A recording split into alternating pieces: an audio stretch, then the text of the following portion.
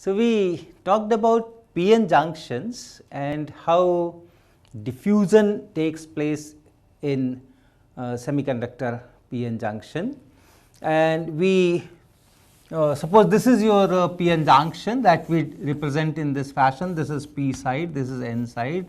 You have depletion region, and then you have lot many electrons here and lot many holes here. And we discussed how these holes and these electrons are distributed in different quantum states of different energies. Okay. The band looks like this one. Suppose you have this Fermi function. We introduced the concept Fermi energy EF, and then for p side, this Fermi energy is close to the valence band edge. The conduction band edge is here. So, these quantum states correspond to all those conduction band energies, and these quantum states are in valence band. So, this is our p side, whereas for n side, it is close to the conduction band. So, this EC is here, and then all these quantum states are here.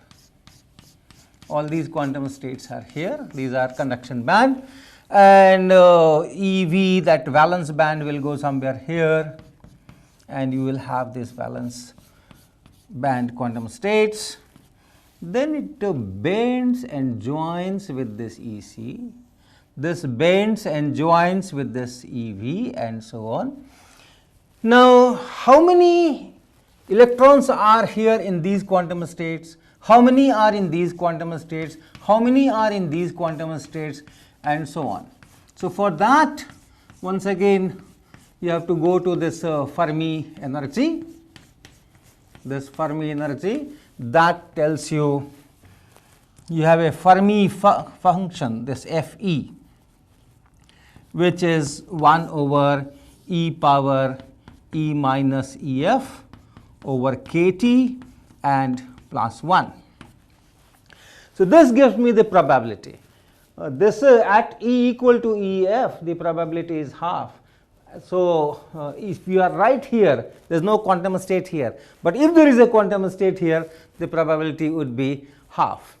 And then for example here, or for example here, or for example here, you can ask what is the probability that there is an electron here. We discussed all those things, and we found that in n side you will have large number of electrons. You will have large number of electrons, and then as you go up in the energy, that number of electrons per unit energy will decrease, and so on. And most of the time, if you are quite away from this EF, this decrease is exponential. The density of state also comes into picture to decide this number of electrons here, that distribution. And right at the bottom, you remember, right at the bottom, the density of states is 0, and then the density of state increases. So, it maximizes not at the bottom, but a little bit above. But we are not concerned with this, we are mostly concerned with this. So, here the concentration decreases exponentially as you go up in energy. Similar is the story for p side. Here you have holes. So, you look for the probability of not occupying this particular quantum state, 1 minus Fe. So, that gives you probability of a hole being there in valence band. And then once again you have large number of holes here, and then as you go down in energy, this will exponentially decrease, and these quantum states will have lesser and lesser number of holes. So, all these things we discussed. Then if there is a concentration gradient, we have diffusion, but which electrons take part in diffusion? Here I cannot say which electrons take part in diffusion, but here we can, because you have this barrier. because of this energy barrier. You have this energy barrier here.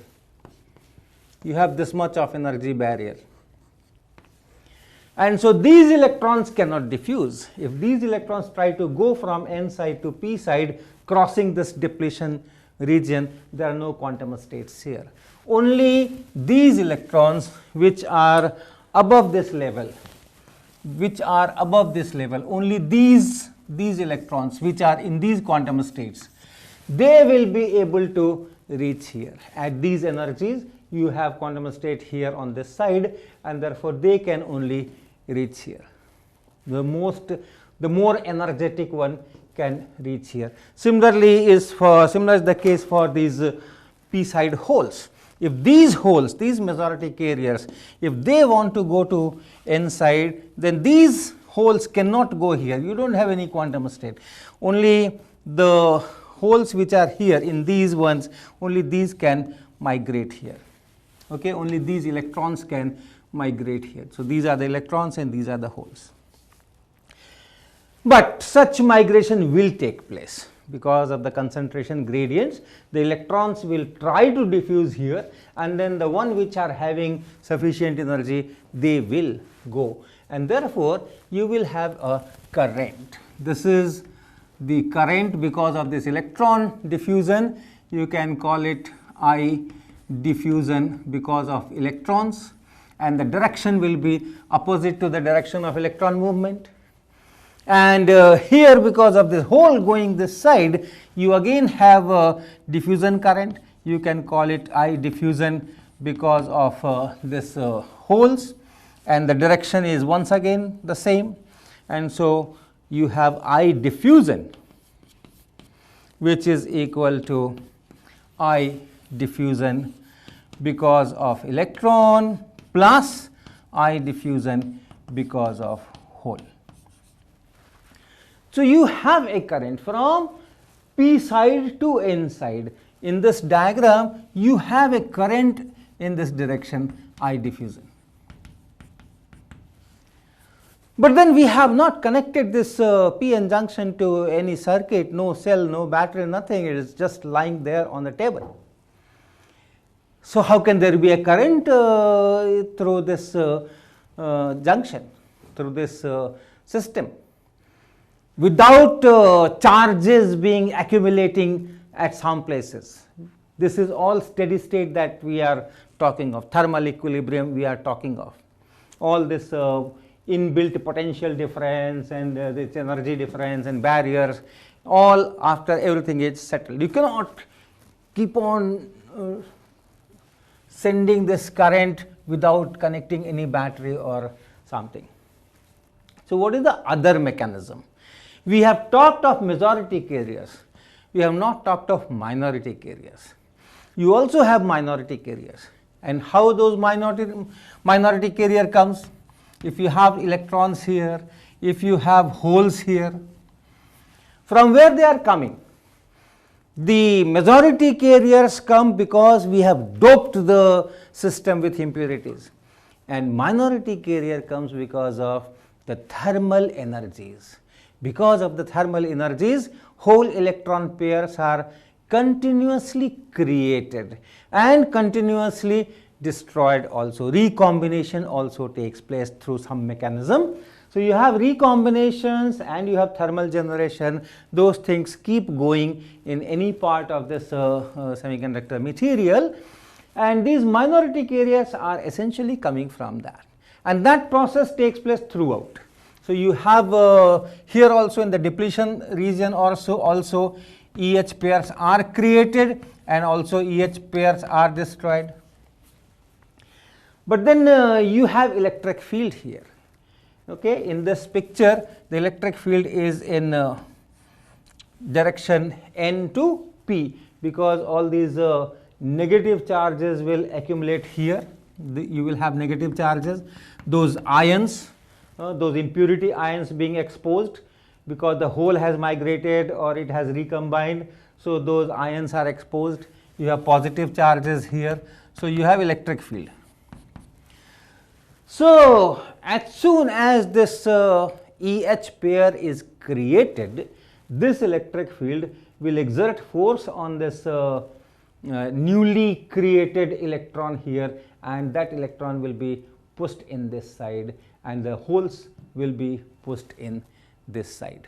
So that mechanism also you can understand from here. If there are minority carriers in the depletion region or close to the depletion region, somewhere here, let's say these are generated, suppose it is generated here, then it diffuses into the depletion layer and then this electric field takes over.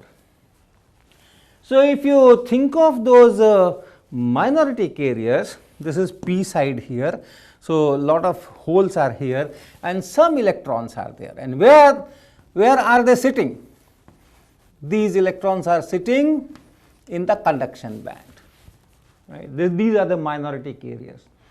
And if these minority carriers, because of this electric field, these electrons, they will tend to go towards that n side, so they will tend to go in this direction. These electrons, they would like to go in this direction, and there is no barrier.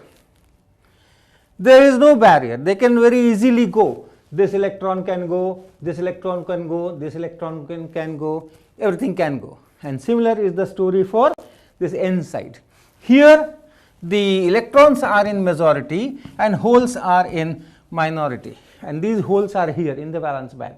If they want to go towards this p side, no one stops them, no one says that no, because you have all quantum states available. So this barrier is not a barrier, rather it's something which helps. If there is the electric field which pulls, here the electric field which pulls it on the other side. So you will have, because of this minority carriers, you will have a current. And what is the direction of that current? The electric field is taking these electrons from p side to n side, and therefore the direction of current will be in this picture from right to left. So because of this, you have a current which we call drift current. Anything that is in the influence of this electric field, that is known as drift. So it is drift, and the direction is in this direction, right to left. And here also the holes are going, these minority carriers, these holes are going from right to left, and the current is also from right to left. So you will have I drift. So this I drift is because of the electrons, and this I drift is because of holes, and that is also going right to left because holes are positively charged. So holes are going from this side to that side, so that's also the current direction. So you add these two and you have drift current, I drift, which is I drift because of electron plus I drift because of holes, and that is in the direction of n side to p side. Diffusion was in the direction p side to n side, and drift is in the opposite direction. And in equilibrium, when you have not added any external circuit, there is no final net current, and so these two are equal in magnitude. Okay, so these two are in equal in magnitude, giving you net current 0. So that is when your p-n junction is just lying on the table, the activities are on, thermal generation of minority carriers are taking place, electron hole pairs are being generated, and recombination is also taking place. There are some nice mechanisms which are different for different kinds of semiconductors, so I will not go into that, but it is happening. And then because of majority carriers, you are having some kind of migration of charges. Then you have minority carriers, they are also contributing another kind of currents, but the net total current is 0. Next, the next task is now connect this p-n junction to some kind of an external circuit. After all this is made to make use of. So let us try to make a simple, very simple kind of circuit, very simple kind of circuit diagram here. So let me connect my PN junction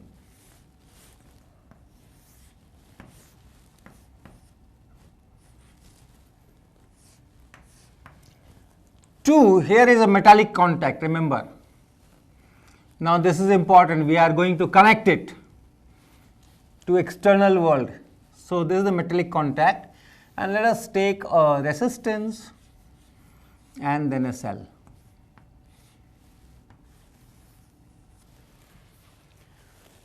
So when the connections are made in such a manner where the positive side of the cell is connected to the P side and the negative side of the cell is connected to the N side, that means from our battery, from our cell, we are increasing the potential of this P side as compared to the N side. So that is known as forward bias. Forward biasing, it's called biasing, and this PN junction is called forward biased in this particular situation. So suppose the potential difference that we are imposing here through this external circuit is, let's say, VA. This is V applied, but applied doesn't mean this voltage. Applied means what is actually applied on the junction. What will happen? We are increasing the potential of this P side as compared to the N side. So if I take this N side as the reference side, zero potential, call it zero potential. Then before this cell was connected, this was at some potential, already at some potential, you know that. And now we are putting extra potential there.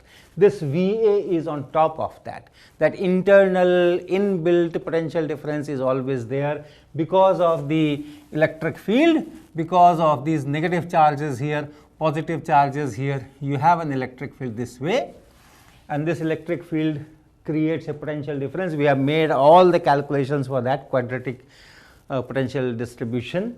On top of that, you are raising the potential of this P side with as referred to this N side by this amount VA.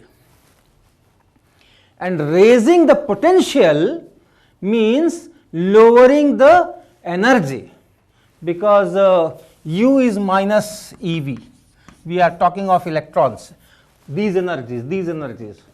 So these are all electron energies. So in this diagram, what is the effect? The effect is that P side energies are brought down. P side potential has gone up. So P side energies have gone down. So we have to shift this part. We have to shift this part down. That will be the effect. Okay. So let me draw a fresh diagram. So let me draw a fresh diagram of this band. Once again, before the cell was applied, you had a constant Fermi energy, Fermi level for entire material. Then this is P side and this is N side. So here the valence band starts here. This was the valence band.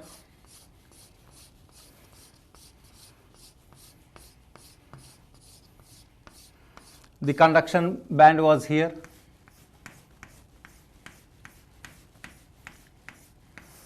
And then here on this side, that N side, the conduction band starts here.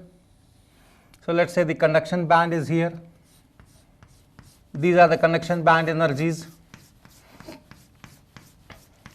All these quantum states correspond to conduction band. Okay, so this is EC here, this is EV here, then this is EC here, and EV will be somewhere here. So the quantum states are here. Then you have this bending.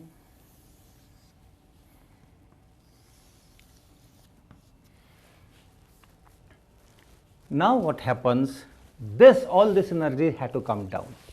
So our new picture will be that this EC has now shifted here. This EC has now shifted here. And I'm writing everything with respect to this n side. So I'm not changing the n side. Okay, it's all relative. The whole thing can be shifted up, shifted down. So it's all relative.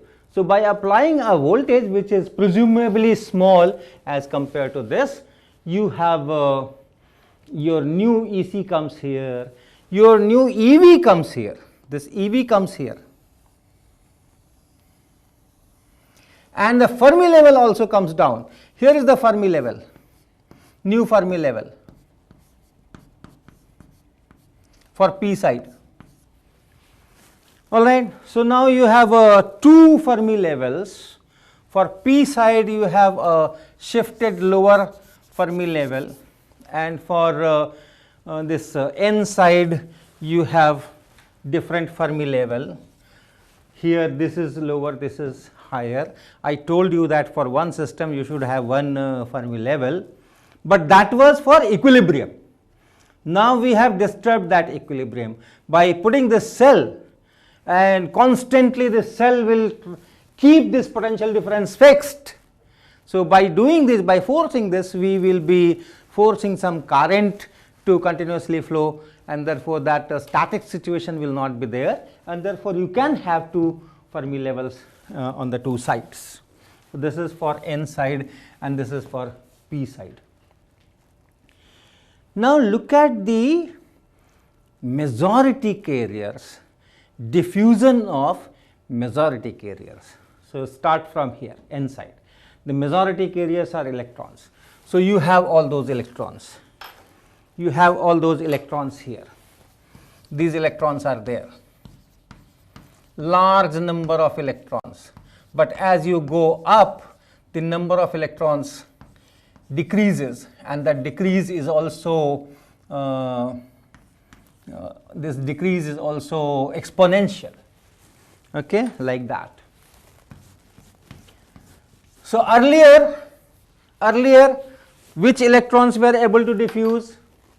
Earlier these electrons were able to diffuse.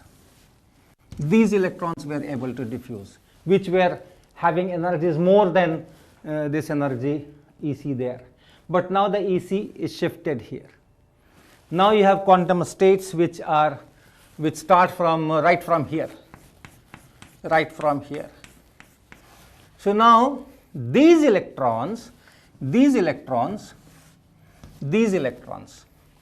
this energy range, they can also diffuse to this side. These electrons can also diffuse to this side. Earlier only these were diffusing. Now these are diffusing, on top of this, these are also diffusing. So the diffusion will increase. The diffusion current will increase. And since it's an exponential reduction, the number keeps on getting smaller and smaller exponentially. If you come from top, the number increases, that density increases exponentially. So if you come here, if you come dE distance down, only there is a small change in the number of majority carriers electrons. But the same energy, if you come here or here or here or here, then its exponential increase, and therefore this diffusion will increase many fold. And same will be the story for holes. You can work it out. If this level has gone down, so whatever holes were here in these quantum states, all those holes are now here. The holes now start here. So whatever the density was here just below this valence band, same is the case here. The distance from the Fermi level is same, and therefore it will go further deep. So previously if you had one hole here in the picture, then now you will have many holes here, and all these things are shifted down. So you have extra holes which can diffuse, which will find quantum states here, and therefore the diffusion current I diffusion that increases.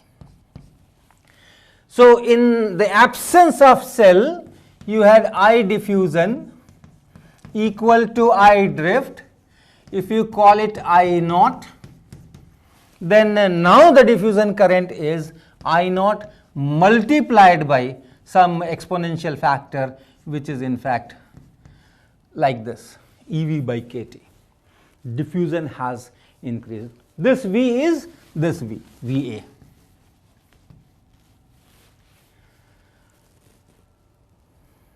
What happens to the drift current? What happens to the minority carriers moving through this depletion layer under the effect of this electric field? Look at now the minority carriers. So on P side, the minority carriers are electrons. Okay, so fine. So let me draw on this diagram itself. So the minority carriers, originally your minority carriers start from here.